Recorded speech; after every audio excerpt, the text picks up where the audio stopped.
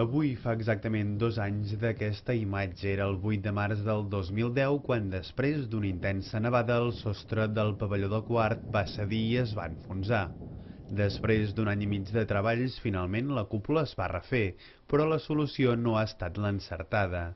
Inaugurat tot just fa 6 mesos, el pavelló té ara problemes de condensació.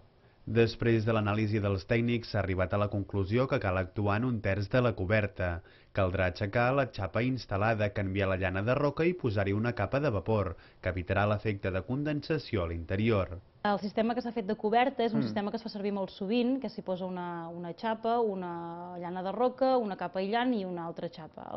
En aquest pavelló de Quart, la xapa de sota s'ha fet foradada per un tema acústic. Això fa que als mesos de més fred, a l'hivern, entri aire fred, passi per aquests forats que té la xapa, arriba a la xapa de dalt, allò condensa i què passa al matí quan allò es desglaça, plora dintre. O sigui, no és un problema de goteres, tenim un problema de condensació que es dona a l'hivern.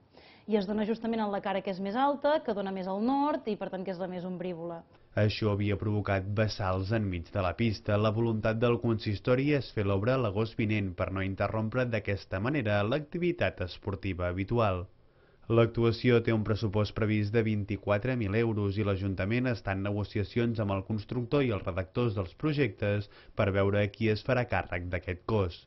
Mentrestant, encara segueix obert el cas per l'esfondrament de la coberta. L'Ajuntament, conjuntament amb l'asseguradora, han portat el cas als tribunals denunciant l'arquitecte per un error de càlcul que va cometre en no comptar que el sostre no podia aguantar el pes d'una nevada. Això ho tenim en mans de l'abogat que ens ha estat portant tot aquest tema i de moment està amb ell. Ara hi ha unes reclamacions entre assegurances i estem pendents d'això.